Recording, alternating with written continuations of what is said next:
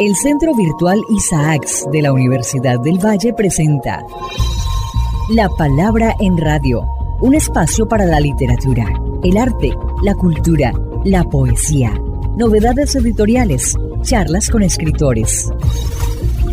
La Palabra en Radio, domingos 10 de la mañana por Univalle Estéreo. Dirige y presenta Darío Henao Restrepo. La Palabra en Radio.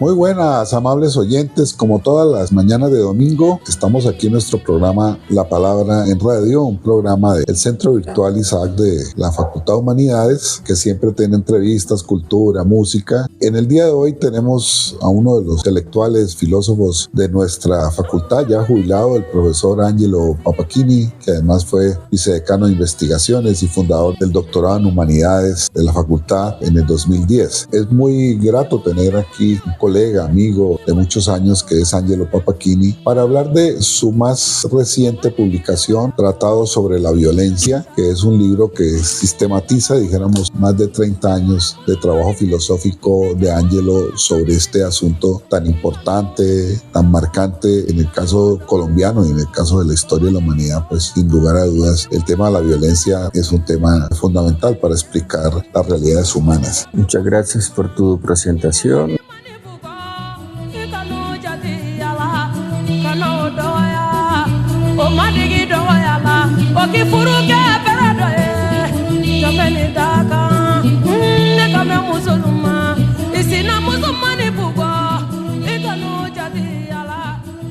Angelo, para introducir un elemento actual que tiene un componente religioso muy fuerte, que es el eterno conflicto entre israelitas y palestinos, que cada tanto estalla y se hacen esfuerzos de resolver el tema y no se puede. Para que nos refiramos un poco desde la perspectiva tuya a este tema que desata violencias, injusticias, exterminios, que es lo que está pasando ahora con el pueblo palestino, reaccionando los judíos por el acto de Hamas. Entonces, hablemos un poco de esto. Yo creo que el terrorismo en la edad moderna no nace, bueno, tú también te acuerdas, citabas a Camus, los justos. Es decir, los terroristas del siglo XIX eran mucho más prudentes y mucho más exigentes en cuanto a las víctimas. Ellos, si alguien arrojaba una bomba y veía que pasaba un niño, se abstenía de hacerlo. Nuestros terroristas ya no tienen esa clase de remordimientos morales, digamos. Yo te decía que el terrorismo nace en la edad moderna no como terrorismo de quien desafía el Estado, sino del propio Estado. Es decir, es Robespierre quien sostiene que el Estado revolucionario tiene que responder a los buenos patriotas con la virtud y a los enemigos de la revolución con el terror. Quiero decir que el terror es una estrategia del Estado para acabar con sus enemigos. Y entonces hemos visto que los dos terrores se cruzan, el terror de grupos subversivos y el terror del Estado. Bueno, lo vimos en América Latina, tenemos muchos ejemplos de ese terror de Estado. Lo que quiere decir que la respuesta de Israel puede también ser, digamos, tiene peligro de ser terrorista si no respeta el derecho internacional humanitario, no respeta entre enemigos y personas inocentes. Esa es la preocupación que tiene Estados Unidos, que apoyando a Israel, de todas maneras les advierte, es mejor que ustedes respeten el derecho, no invadan. Y aquí vuelvo al tema de la diferencia entre fuerza y violencia.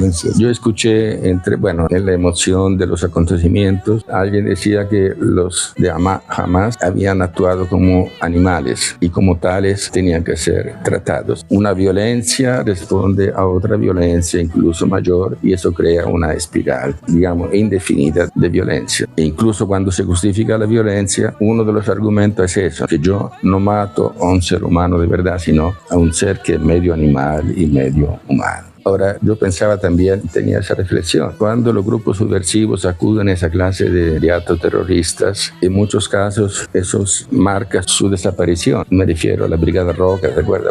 Cuando mataron a Aldo Moro. Me refiero a Palacio de Justicia, que significó también el punto. Y magistrados que salieron vivos. Sí, pero digamos que eso significó también que el M-19 tuvo que dejar de existir de alguna manera, ¿no? Sí, claro, y entrar en el proceso de paz. Ahora, yo no sé, porque la historia, uno dice que la historia es maestra de vida. Yo creo que no, de la historia solo aprende la historia. Pero es posible que tengamos otra solución. Creo que un gran estadista aprovecharía las condiciones para crear efectivamente lo que es el sueño de los palestinos, que es 2 pueblos, 2 estados. Y creo que eso podría ser, es decir, una crisis de esa naturaleza podría ser vista a largo plazo, no como una reacción emotiva, violenta, sino como una opción diciendo, bueno, a largo plazo tenemos que convivir. Porque esa vía ya se había explorado y estaba casi lista. Ya sí, por eso. Sí. Hacer Arafat. Sí, es efectivamente puede ser un estímulo y así espero que sea. Pero siempre anteceden a todos estos procesos cosas violentas muy duras. Muy duras, sí, se pierden vidas, se sufre la gente y hay desplazamientos. 1 millón de gazatíes desplazados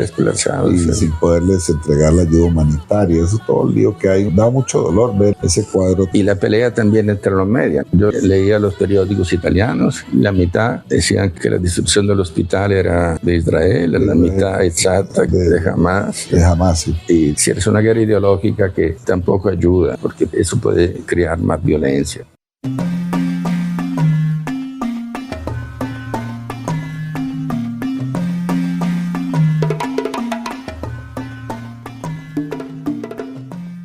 Yo creo que ha sido una digresión muy interesante porque muestra la importancia que tiene este libro tratado sobre la violencia de Angelo para pensar problemas no solamente de Colombia, sino del mundo, lo que nos está pasando en este momento a la humanidad. Yo creo que da muchos elementos, es un libro que abre para polémicas, para críticas, y yo quisiera referirme pues a algunos grupos que tú mencionas al final, y empecemos por el tema de las mujeres, es decir, la violencia, la llamada violencia de género, que eso hay cifras. El profesor Garnica dio cifras en España, en América Latina. Es decir, es una realidad el tema de la violencia contra las mujeres, que tú lo tratas muy bien aquí en el libro. Yo trato de demostrar el tema de la violencia de las mujeres también requiere tomos. Tomos y tomos, sí. Tomos, sí. Pero yo simplemente trato de mostrar ciertas analogías entre la violencia de género, violencia contra la mujer, con la violencia contra los niños, los ancianos y la violencia racial. Es decir, en todos esos casos hay un esquema común. Primero es negar la dignidad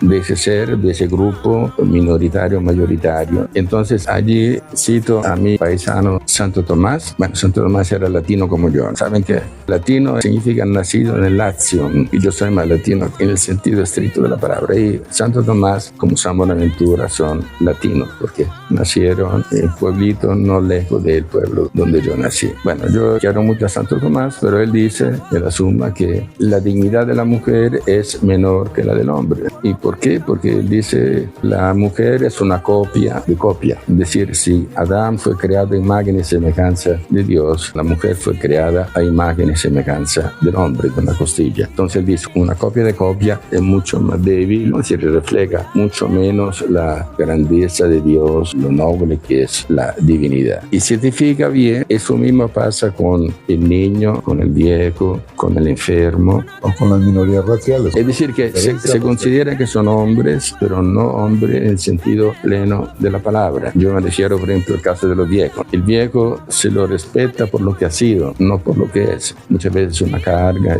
Al niño se le respeta por lo que puede llegar a ser, pero no por lo que es. Y ahí cito pues el caso de las pinturas de los niños. Los grandes pintores medievales y del Renacimiento pintan a unas hermosas vírgenes, pero el niño es muy burdo, ¿no? Es como si fuera un ser grande, un hombre maduro, pero más pequeño. Quiero decir entonces que es importante ese reconocimiento de la dignidad o ese desconocimiento de la dignidad como un elemento fundamental para decir estos no son seres humanos en sentido pleno de la palabra. Bueno, ya ahí muestro cómo se fue dando la violencia contra las mujeres. Hago el caso me refiero a Grecia y Roma, donde efectivamente la exposición de las niñas era muy superior a la de los niños. Eso creaba a veces un problema demográfico. Es decir, la niña era considerada era un peso para la sociedad griega y romana. Después muestro cómo en la Edad Media toda la idea de la iglesia, la noción misma de bruja, la idea de que la mujer encarnaba más el mal, tenía poderes diabólicos. Incluso me refiero a la Revolución Francesa, cuando de Gauche le quitaron la cabeza simplemente para decir que los derechos del hombre eran también derechos de la mujer. Entonces decía, ¿dónde hay que poner hombre? Hay que poner también mujer. Sí, es una historia un poco extraña. Incluso en la misma revolución, en la misma ilustración, vemos cómo sigue fuerte esos prejuicios en contra de la mujer.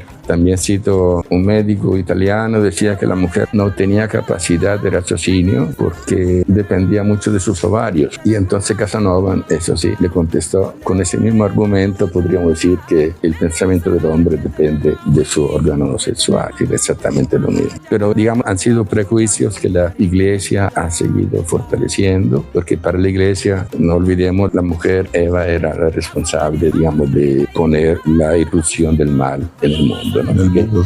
Por eso María era la contrapartida de Eva, la mujer que nos salva frente a la mujer pecadora. Bueno, hay un tema que para mí siempre ha sido objeto de mi estudio, trabajo en ello en el doctorado en estudios afro-latinoamericanos, que es el tema del periodo de la esclavitud, sobre todo la esclavitud moderna y toda la violencia que eso significó y todo lo que, dijéramos, el pensamiento de la época europeo hizo para poder justificar eso que fue el traslado. Se habla de más de 25 millones de esclavizados, en el caso a las Américas. Entonces ese tema también lo tratas tú aquí y a nosotros nos queda, pues, rezago de todo eso es la violencia racial, para que hables un poco de cómo tratas tú el asunto en el tratado. Yo discuto algunas tesis, por ejemplo, que el racismo es un producto de la modernidad. Yo no creo que sea así, porque decían, no hay racismo sin noción de raza, y la idea de raza es una idea moderna. Pero yo pienso que sí, los griegos, incluso en la Biblia, hay elementos de racismo, de pronto no en el sentido estricto de la palabra, pero cuando, por ejemplo, la Biblia habla de los hombres etíopes, los etíopes que estaban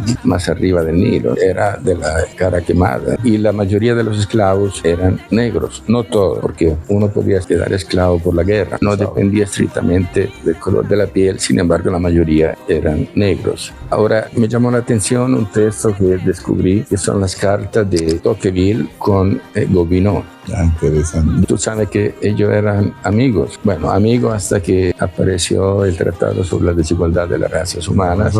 Y allí sí, pues, se dio el gran teórico de la democracia, se dio cuenta del peligro que representaba la tesis de Gobineau. Bueno, ¿cuál era la tesis de Gobineau? Que creo que resume muy bien, digamos, el núcleo del racismo. Hay una raza llamadas a comandar y otras llamadas a obedecer. No hay una unidad del género humano, en el sentido, él decía que la Biblia en eso era mito, no ciencia. Es decir, él dice que un negro no podía descender de la misma pareja de la que descendían los blancos, o sea que había unos núcleos originarios de seres humanos completamente diferentes, porque la raza se conserva a través del tiempo y de la historia. Y sobre todo la idea de que hay una raza que es la que crea cultura y otra la que están obligadas a obedecer, y que lo peor que le espera a la humanidad es el cruce de razas. Para él eso significa una degeneración de la humanidad, la crisis de la cultura. Por ende, la filosofía de la historia de Gobineau es muy distinta de la de Marx, ¿no? Para Marx era la lucha de clases. En el caso de Gobineau era la lucha entre razas y lo peor era el cruce. Para él eso significaba el fin de la cultura humana. Ahora, yo me pregunto también cuál es el sentido del racismo, porque hoy en día estamos muy, creo que, desorientados en eso, porque se habla de actitud racista, incluso ha desaparecido la idea de raza, es como si eso fuese racismo. Ahora, yo entiendo que la declaración de la ONU, en los documentos se habla de raza. Sí, yo no creo que lo de racismo sea creer que hay razas humanas, sino creer que hay una raza superior o privilegiada a expensa de otras. Y hago el ejemplo del machismo. El machismo no es negar que exista machos y hembras, bueno, ahora sí, pero es simplemente creer que hay unos privilegios del varón frente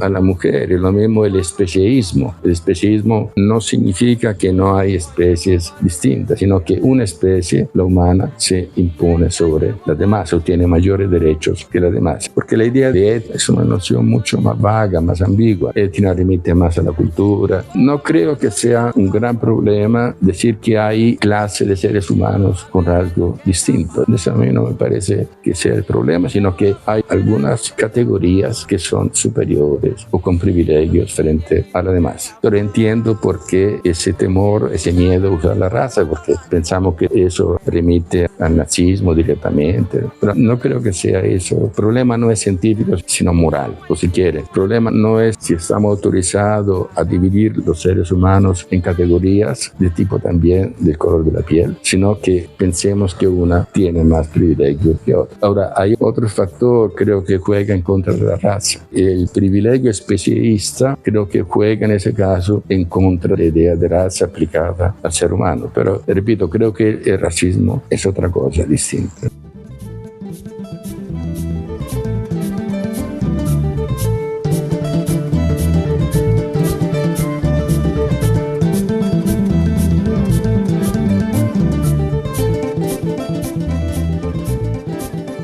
Ángelo, quiero hacerte una pregunta con Colombia, es decir, después de todo un proceso de paz, de todos los esfuerzos que se están haciendo, porque hay unos grupos que siguen levantados en armas, hay una negociación con el ELN en La Habana, se está haciendo esfuerzos con otra serie de disidencias, por ahí vamos, se creó un organismo como la JEP, la Justicia Especial para la Paz. Tú como un estudioso de este tema de la violencia, ¿qué papel le atribuyes y qué significa y qué influencia tienen, por ejemplo, estas iniciativas como la Comisión de la Verdad? Yo soy colombiano de corazón, pero sigo siendo extranjero, entonces he tratado de no involucrarme mucho. Usted sabe que un extranjero no puede hacer política o ni quiere. Aquí se trata más de un análisis general. Sí, por eso, análisis general. Mira, la ocasión de referirme brevemente a lo que pienso de la justicia transicional, que quizás es el capítulo más polémico del libro. Sí, porque ese es un tratado, pero yo lo decía en la presentación, es un tratado muy polémico.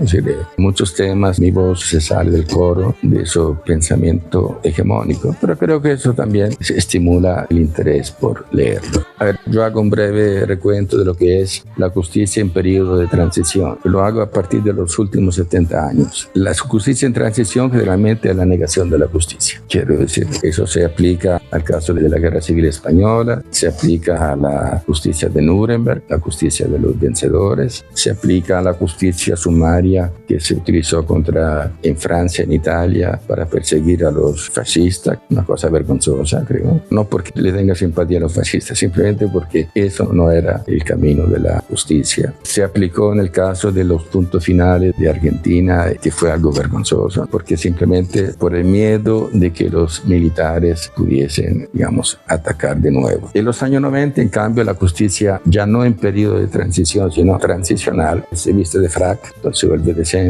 y sobre todo gracias a la experiencia sudafricana. Ahora, yo no niego que sea posible una justicia transicional, porque la función del Estado prioritaria no es aplicar la justicia penal, sino es lograr reducir la violencia y asegurar la paz. Ese es su elemento fundamental. Entonces, un Estado puede perfectamente, una sociedad en conjunto, decidir que en algunos casos podemos limitar la justicia. Lo que no me gusta es toda esa cortina de humo que se ha creado, que se énfasis en la paz, el derecho a la verdad. Entonces, ahora los grandes criminales dicen, yo cuento la verdad y por ende tengo derecho a ser libre. Si no me gusta esa idea de ese modelo del arrepentimiento de las víctimas y del perdón que tiene que ofrecerle la víctima modelo. Eso me parece que son elementos de carácter más religioso, digamos, no son necesarios para un Estado de derecho, que es un Estado laico, donde, repito, a lo que hay que apelar es al pacto mismo que sustenta el Estado, y se puede justificar de manera mucho más sencilla esa idea de una justicia transicional. No lo olvidemos, significa recortes a la justicia, porque la verdad sin el castigo, sin la pena, pues es una justicia interrumpida. Decía el otro día que yo padecí la violencia, un secuestro de personas en Bogotá, antes de una conferencia sobre derecho a la vida. Ahora, a mí no me interesa conocer ese señor, ni quiero encontrarlo. A mí me interesa que ese señor no agreda a otro. Es decir, lo que quiero es que exista justicia. La verdad, para mí, no significa mayor cosa. Y creo que, por ende, en otras palabras, siga la justicia transicional, siga la reparación de las víctimas, pero no todas esas mentiras o esas falsas o esas verdades a medias. Por ejemplo, decir que esa justicia valora a las víctimas. Eso no es tan cierto. Lo que valora son las víctimas futuras, quiero decir, las víctimas potenciales, pero las víctimas reales sabemos que ya no se puede por el tamaño de la violencia. Entonces, yo no quiero que el lector se equivoque. Yo defiendo la justicia transicional, aceptando que es una limitación, un recorte a la justicia, siempre y cuando se haga de una manera concertada y no sea solamente el gobierno, sino que sea todos los poderes del Estado, toda una sociedad que defina que efectivamente es importante recortar la justicia. Y los resultados se darán en 2 generaciones. Por ende, creo que la pelea tendría que ser mucho más limitada, porque solamente en nuestros hijos o nietos sabrán efectivamente si actuamos de manera correcta, porque logramos reducir la violencia. Se verán los frutos. Bueno, hemos conversado aquí con el profesor Ángelo Papacchini alrededor de un libro que es materia obligada para quienes quieran pensar y reflexionar. Tratado sobre la violencia, acaba de publicar Siglo del Hombre en coedición con la Universidad del Valle. Te agradezco mucho, Ángelo, de estar aquí. Muchas gracias.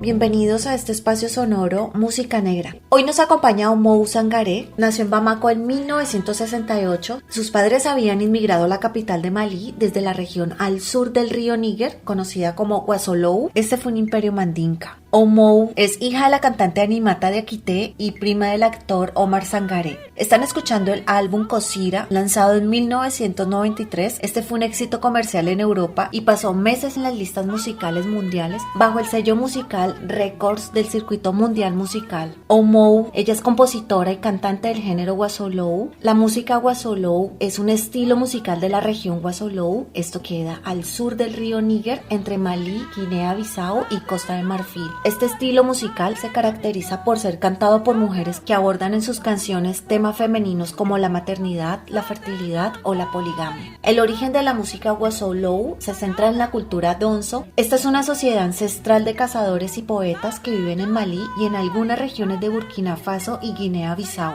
Esta es una sociedad endogámica que está por encima de las religiones, las castas y los grupos étnicos.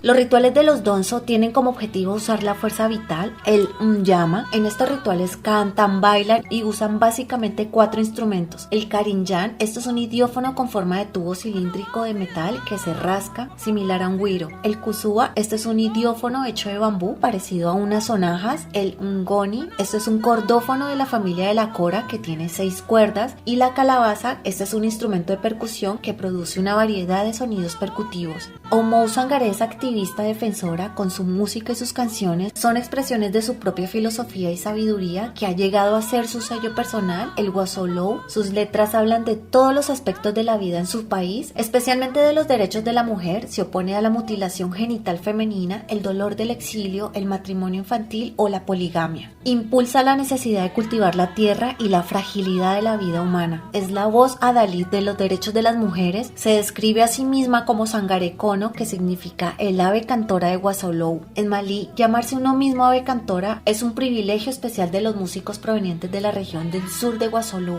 Recibió el premio Grammy y es la embajadora de la buena voluntad de la FAO. Están escuchando a Oumou Sangaré con el álbum Kosira, con la canción Saa Magni.